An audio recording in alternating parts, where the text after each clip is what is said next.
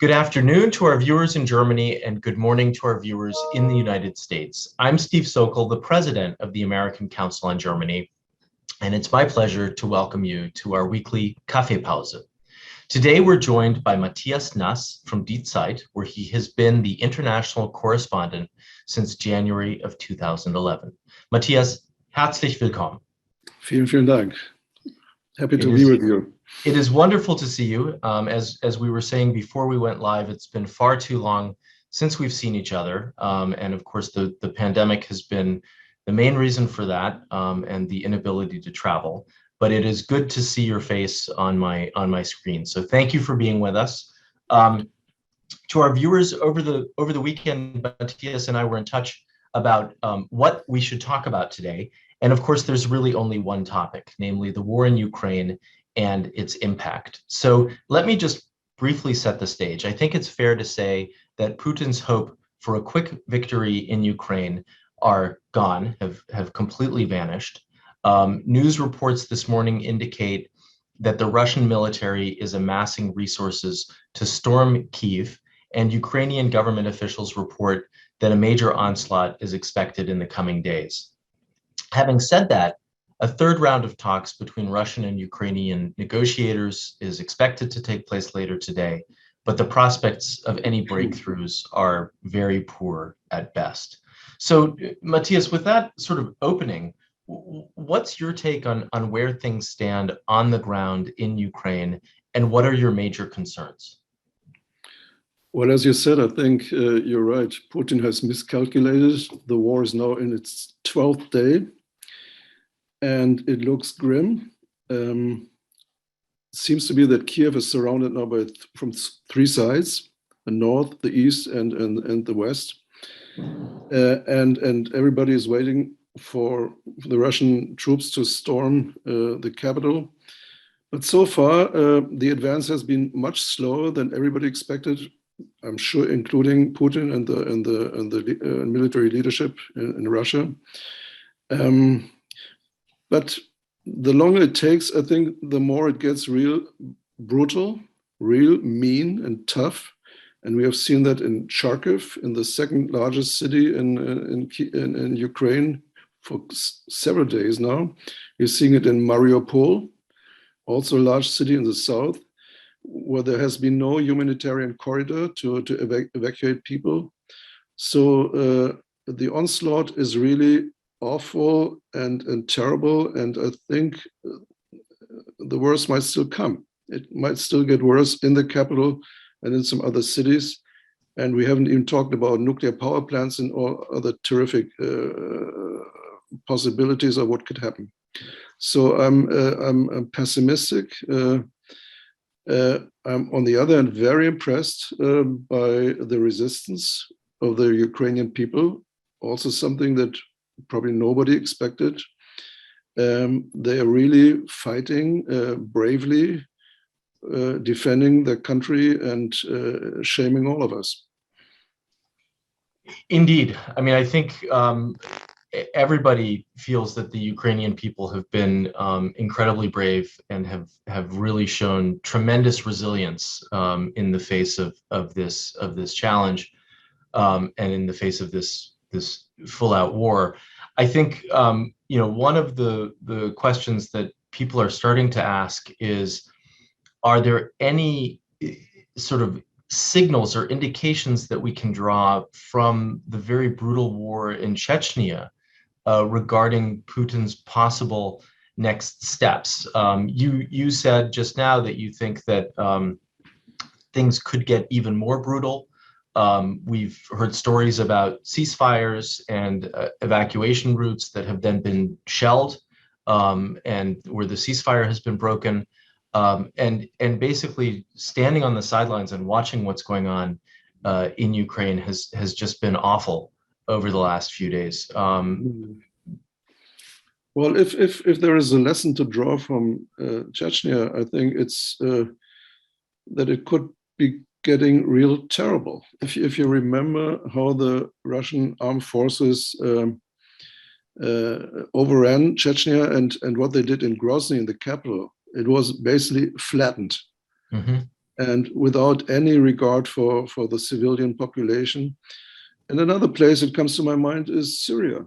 If you remember the bombardments of hospitals, of schools, of basically everything, refugees, by the Russian Air Force.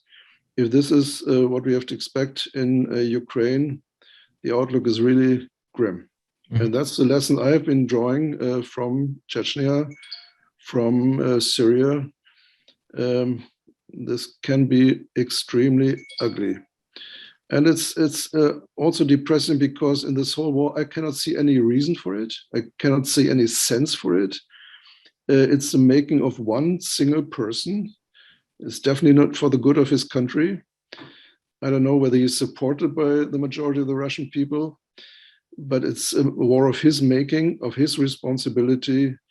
And it's just incredible. I think nobody of us would have expected something like this to be happening 77 years after World War II in the middle of Europe. Mm-hmm. I think you're absolutely right that nobody would have imagined this kind of conflict unfolding on the European continent. And I think that you're right that the images that we saw coming out of Grozny and Aleppo are what we might be seeing coming from Kiev in the not too distant future, and that is very disconcerting. But before we move on to something else, though, I did want to come back to something that you had said, which was the question about Ukraine's nuclear power plants. And of course, the Russian military has gained control not just of one, but I think of two of Ukraine's nuclear power plants. And this is, of course, a cause for grave concern. Can you talk a little bit about how you see that unfolding? Well, I don't know any details. I know that they so-called safeguarded Chernobyl in the very, very beginning for whatever reasons, to be in control of, I don't know what. But the fact that there has been fighting on the grounds of a nuclear power plant that is 4 times as big as Chernobyl in the last few days. Unfortunately, the reactor was not hit, but people who know more about this than I do, is the reactor can only withstand that much. If you really have shell it in a straight manner, probably the protection cannot withstand that. But they haven't done that yet. Okay, because probably they are aware too of the consequences of this. This is a consequence without any control on their side. They should be really knowing what they're doing, and I think they would be very reluctant to really attack a nuclear power plant. I don't think they would do that. But getting close to it, fighting on the grounds of a power plant is bad enough. I mean, I think fighting in the proximity of a nuclear power plant is bad. I guess one of the reports that I saw indicated that at least the radiation levels are still normal. So that's something positive in light of this, because it could have gotten worse. But the big concern I had been hearing was that the Russian military had been switching off mobile networks, blocking the internet, and making it very difficult for the Ukrainians working at the plant to be able to communicate with the outside world, including with the IAEA. And so what's going on there is really happening sort of under a veil of darkness, and we just don't know exactly what's going on the ground. It's the famous fog of war. Once the war is started, you can't control it. And that's what we see right now.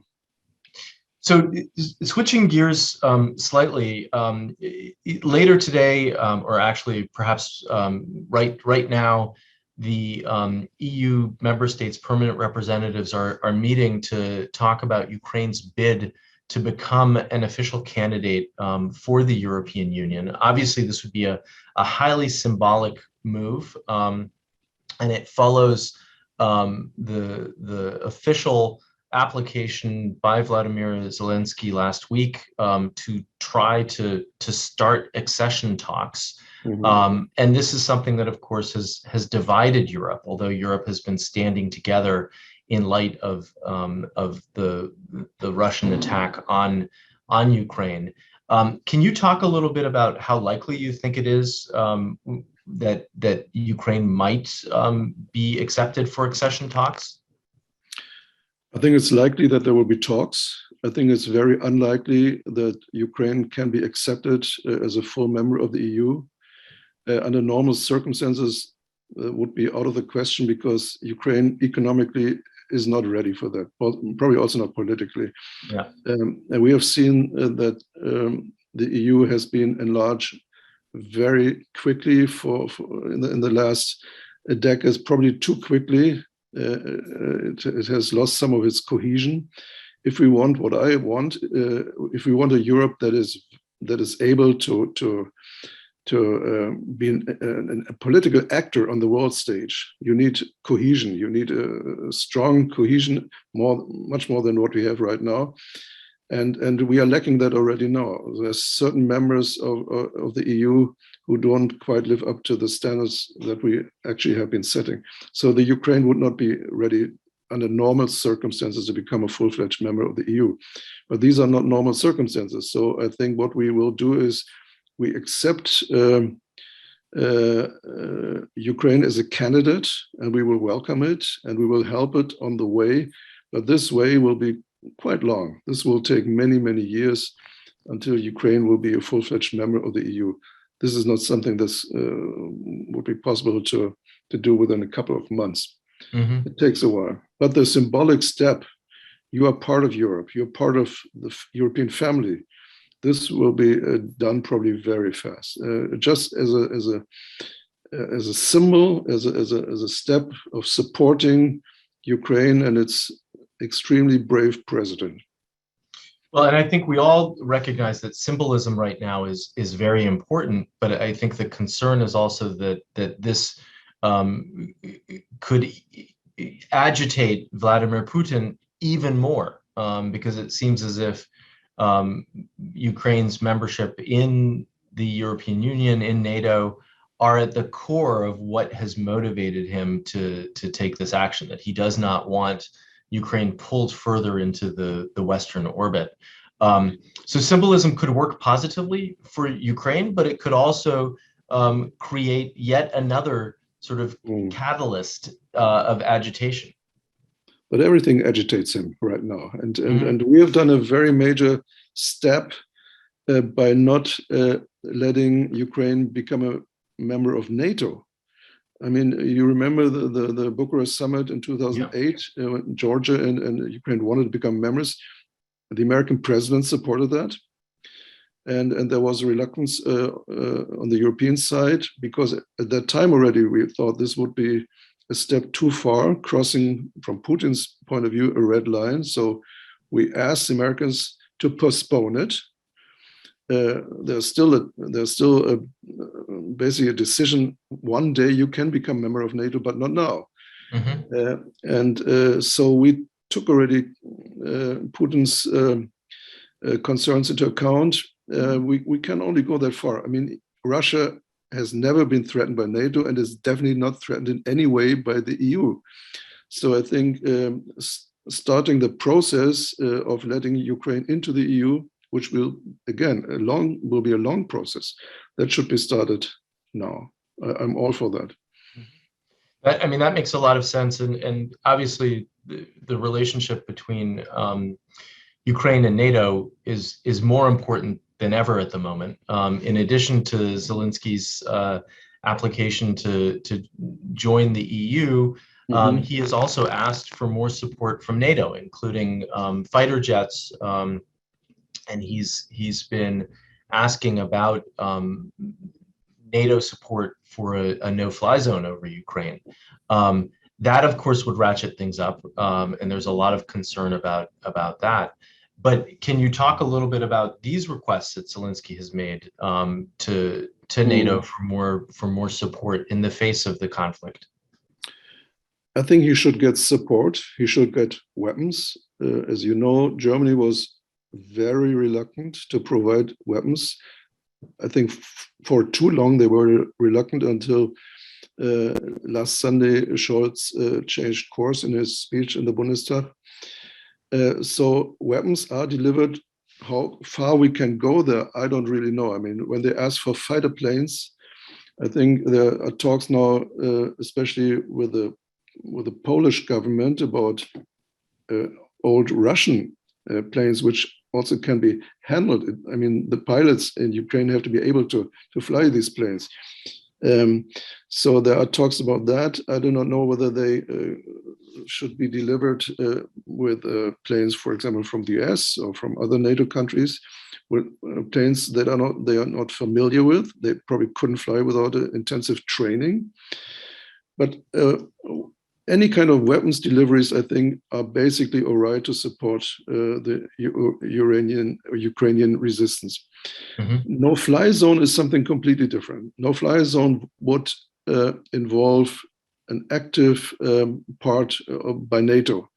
These no-fly zone has to be enforced. Basically, we will have NATO would be willing to bring Russian planes in case they violate the rules of a no-fly zone, bring them down.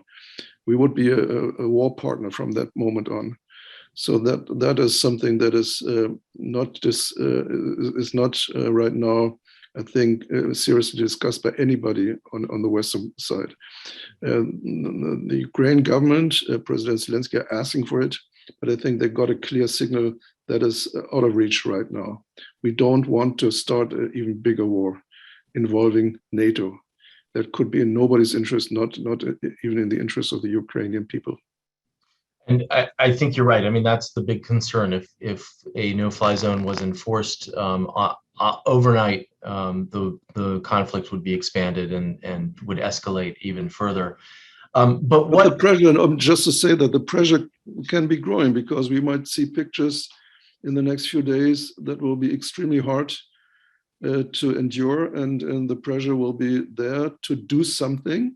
Mm-hmm. As it was before in Syria and other cases. So our governments have to be prepared for this pressure from the pictures we see. I would strongly still advise against enforcing a no-fly zone. Mm-hmm. Matthias, in terms of what we are doing, there is a very complex set of sanctions in place. And these sanctions have also been somewhat controversial because they basically punish a certain behavior, but they don't necessarily change the behavior as we're seeing. The sanctions do not seem to be having the intended impact on Vladimir Putin or on Russia. If anything, they just seem to be cutting him off further. What's your take on the current sanctions and possible further sanctions that could be levied that could have a real impact? Well, first of all, you have to ask, what is the alternative? Mm-hmm. If you want to do something about this war, you can engage militarily. If you don't want to do that, or if you cannot do that, you can enforce sanctions. And I mean, the idea of the sanctions in the first place was to avoid this war, to convince Putin it's not a good idea to go to war. We started all the sanctions talk before he invaded Ukraine. Now, I think it would be unrealistic to expect very fast changes of attitude. This takes a while, but these sanctions are tougher than any sanctions that have been ever enforced on any other countries, and it is, I think, having an effect on the industry, on the people in their daily life, not personally on Putin probably, mm-hmm. but the circle around him, the oligarchs, they would feel it.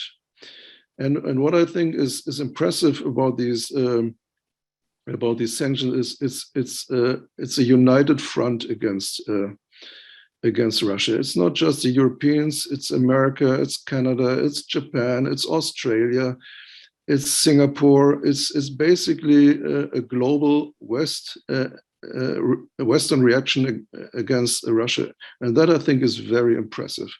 We haven't had that for I think, ever like this. And some of these sanctions, especially the financial sanctions, they are far-reaching and really have an impact. For example, the idea to stop the working of the central bank because you freeze their assets abroad is something that has not occurred to many people before, and apparently it has not occurred to the Russian leadership. Something like that could be done before the exclosure from SWIFT was called the sharpest sword, so to say. But this central bank thing is having a tremendous impact. And that's many shops, foreign shops are closing, that big companies, German companies, for example, like Volkswagen, are just closing down. There's no production anymore right now, or that they are withdrawing from Russia. I think this definitely has an impact on the people who are basically kept in the dark, what the leadership is doing, why they're doing this. But this might be helping them to think what's really being done in Ukraine in their name. So, Matthias, one country that has not been part of this global reaction against Russia has been China. And if anything, it has looked as if there's been a bit of an alliance building up between Moscow and Beijing. Certainly in terms of economic ties, when it comes to energy, when it comes to food supplies, there have been some recent agreements. But I'm hearing more and more that there's also the opportunity or potential for China maybe to play some sort of role in helping mediate a solution. Do you think that that's likely, or do you think that that's not at all likely? I don't see any indication for that. I mean, they could have, of course, a strong impact. I think if anybody could stop Putin or could make him rethink, it's probably Xi Jinping, because he is the strongest partner of Russia by far. But I don't see any indication for that. I see quite the opposite. I mean, if you look back, Putin was in Beijing on February 4th, on the day of the start of the Olympic Winter Games. He was a guest of honor, so to say, and he met with Xi Jinping on that day. He was the first guest, by the way, of Xi Jinping for 2 years, and they published a so-called joint declaration on this on this day. And if you read this joint declaration, it's like establishing a new Eastern Bloc, so to say. I mean, it's very far-reaching in their ideas of establishing a new world order. Very anti-American, very anti-West. And they are as close, these two countries, Russia and China, are as close as they were 70 years ago. So I see a new alignment, a strategic alignment, two countries or two governments with very similar interests. And it's basically it's directed against the West and the international order that we have built up since World War II. So this relationship is extremely important. It would give Xi Jinping the power to intervene, but I don't see any willingness. Quite on the opposite. The Chinese, they, just as in Russia, they do avoid the word war. There's no speaking of an invasion. They just talk about present circumstances, something like that. So I don't see a willingness to make their possible weight being felt. And of course, a Chinese willingness to mediate would change the picture completely, would have a much stronger impact than the Israeli or the German or the French or the Turkish attempts to mediate. I don't see that willingness. Do you think that there is another country that could serve as an honest broker to help de-escalate the situation? Well, perhaps Israel is able to do that. I don't know how strong their weight is being seen in Moscow. We are probably, as Europeans, we're probably not neutral enough for that. Hard to say. India, perhaps. But I think the country to look at is, as you said, is China. And if China would be concerned about the direction of this whole war, including their own, the impact this has on their own situation, then I think this would be our best hope. But I don't see any indication for that yet. Of course, what we see is a certain parallel. There's very nationalistic feeling on both sides. Russia is looking at the Ukraine, and China is looking at Taiwan. In this joint declaration I talked about, Putin supports expressly China's policy towards Taiwan. So there's an alignment of interest, but it's not. I don't see any indication that China is willing to interfere or to mediate in this war. So, Matthias, before switching gears and focusing on Germany, I have a viewer question that I'd like to pose to you, particularly because you are a journalist. One of our viewers writes, how can the West ensure that Russians get accurate news about what is happening in Ukraine? Independent media is being shut down, social media channels are being blocked. And if the Russians don't get the full picture of what is happening, how can they be moved to protest against what Putin is doing? Well, we can only try to report as objectively and accurately as possible, hoping that some of our reporting somehow gets through into Russia. And if it doesn't go directly through by our media, it might go through people, Russians who live in the US or live in Europe or live in other Western countries where they have access to free media and inform their friends and families at home so that they get an idea of what's really going on. A majority of the Russian people who just watch the state media or read the state media, they're basically kept in the dark. And we don't have any possibility to address them directly, but we can only hope that the global media like BBC, CNN, others reach them somehow, or that by relatives or friends or people who work in these countries, perhaps even diplomats, the real situation is reported to them. Mm-hmm. I think that's only what, as a journalist, what we can do. Yeah, thank you for that. So in the few minutes that we have left, I'd like to talk in a little bit more detail about the German response. I think all of our viewers are aware of the major policy shift that took place last weekend. Mm-hmm. And I'd like to talk with you a little bit about how that's being received. Of course, Germany made a commitment to deliver weapons to Ukraine, which was a major breakthrough. And then in a special session before the Bundestag, Olaf Scholz underscored the need to deliver weapons to Ukraine, but also to make major investments in the German Bundeswehr, in the military, and to wean Germany away from energy dependence on Russia. And it seemed as if there was a great deal of applause in the Bundestag. There were also some boos. But it also appears as if the public support has been pretty strong. Can you provide us with your assessment of this Zeitenwende and this 180-degree policy shift? I think it was really a historic moment. It was a great speech. To me, it was a liberating speech. I was sitting in front of the TV and couldn't believe it, what I heard, because this was, as you said, 180-degree turnaround.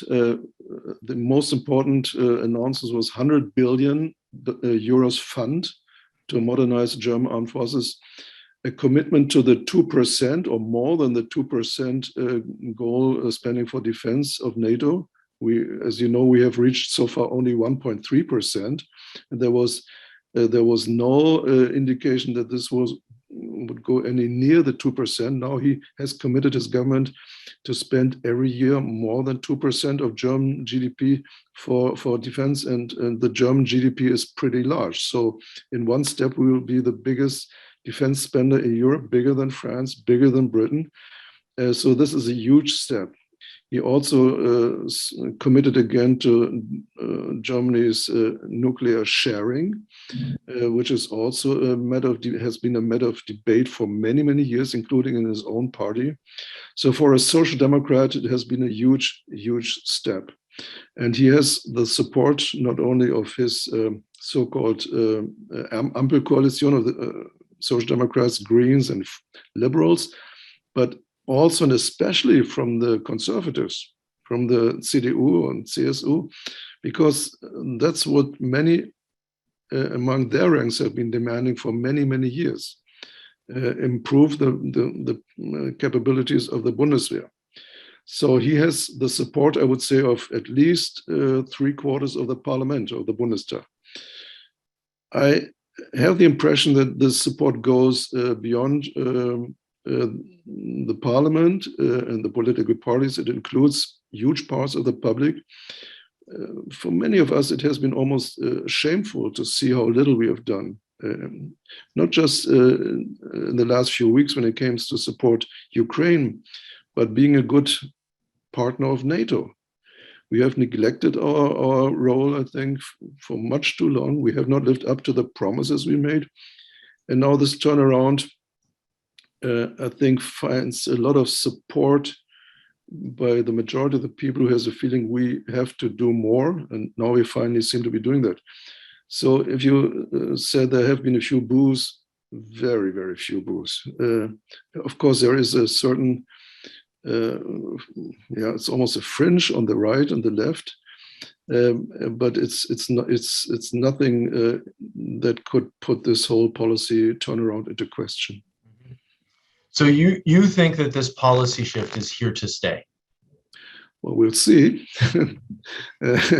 But I mean, it won't be put into reality one-to-one. It never happens. But it's what we talked about before. Symbolism is very important. Yes. And to come up with this huge number, 100 billion euros just on top, that is a major step. And if in the end they spend only $90 billion, it's still 90 billion euros more than any of us expected. I mean, I think for a lot of people who follow Germany, the fact that the Bundeswehr is in a very poor condition in terms of the equipment and outfit that it has, and it is in desperate need of new equipment, so that it will be very easy to make these investments in the Bundeswehr in terms of having a much stronger military. Yep.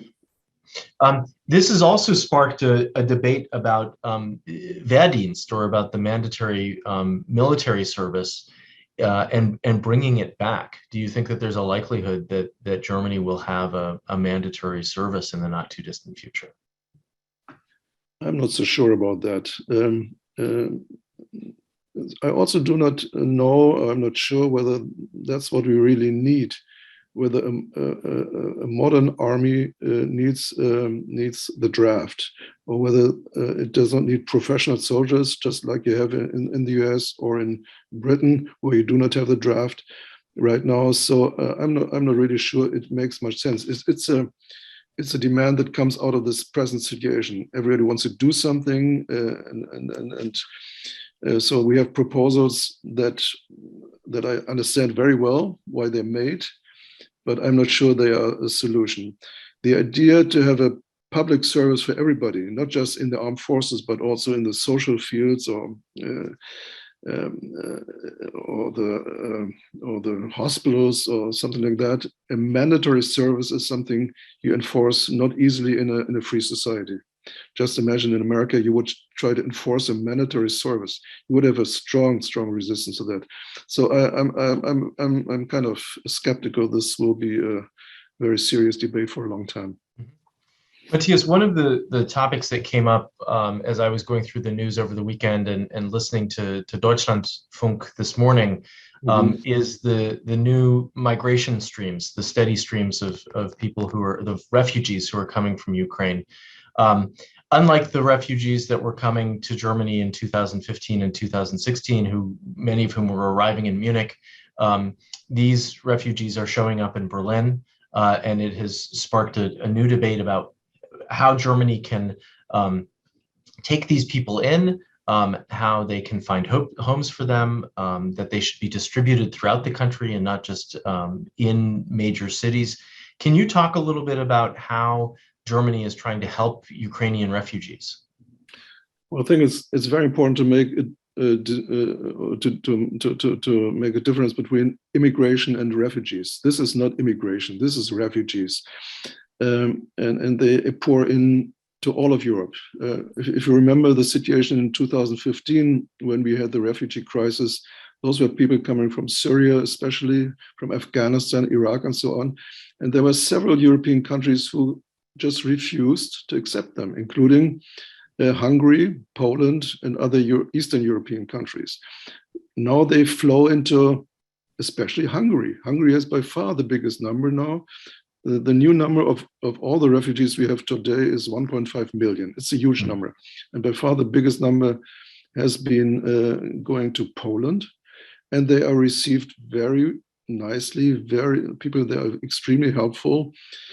I think the difference is those are people from a neighbor country. There are close family relations, and the need is so apparent that people all over Europe help. So we don't have the situation from 2015, where a few countries, including Germany, were open, helpful, and others kind of closed up to the refugees. This is different now, and I see help in Poland, in Hungary, in Czechoslovakia, and the Czech Republic. And so in all those countries who were skeptical in the past, they are extremely helpful now. We have a couple of 10,000 so far in Germany, especially in Berlin. And here the situation again is a little bit different from 2015. They have friends here, they have many friends, families. So people here kind of take care of them. It's not all up to the state or the government. There's a lot of private initiative, and this makes it a little bit easier. And of course, there's also still the hope that this is not for a long time, that this war can be over, perhaps hopefully within a couple of weeks or months, and people can return home. And I think they want to return home. Also, one of the particularities of this present situation is it's basically only the women and the children that are fleeing. The men stay behind and do the fighting. Yeah. So of course they want to be reunited. These families want to be reunited as soon and as fast as possible. Yeah. So right now I see a lot of willingness to help and support. There's an outpouring of all kind of support, financially, offering people to stay in homes. People drive to the borders of Ukraine to, in their own cars, pick refugees up and take them here. So it's really impressive. Mm-hmm. So thank you, Matthias, for explaining that and telling us about that. I have one final question, if you will, and that has to do with the economics of this, or the economic issues behind this. There was an interesting article on the front page of the business section of the New York Times today about the ties between German and Russian companies, and that in many senses it's not just about commercial ties, but also personal ties that people have with each other. And so I was wondering if you could talk a little bit about these business ties between Germany and Russia, and how those are being affected by all of this.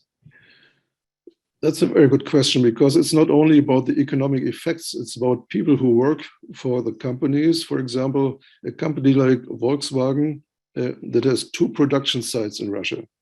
There are 4,000 people working for them. Now they have closed down those production places, and 4,000 people are losing their jobs. So that is a tough thing for a company to do. On the other hand, Russian companies in Germany, for example, they are boycotted. Their banks, their lawyers, their tax advisors, they don't want to work and cooperate with them anymore. So these companies are also in a rather grim and unpleasant situation. And sometimes it's heartbreaking to see that these contacts that have been growing for many, many years are broken apart by this war. and by the sanctions that have been imposed. So these sanctions have an economic and a financial impact, but of course they also bring with them quite an amount of personal costs, and we cannot neglect that. Well, still, I think Matthias, they are necessary, and it's good that we do it and that we stay united on this. Well, Matthias, thank you so much for taking the time to talk with us today. This has been a fantastic conversation, and I hope we can have you back again in a few months. And of course, I hope that before the end of the year, our paths will cross in person and we'll have a chance to continue the conversation in person. But for now, I just want to thank you very much for joining us today for this Kaffeepause. Thank you very much. Have a good day. All the best to you and the viewers. Bye-bye. Stay well. Take care. Bye-bye.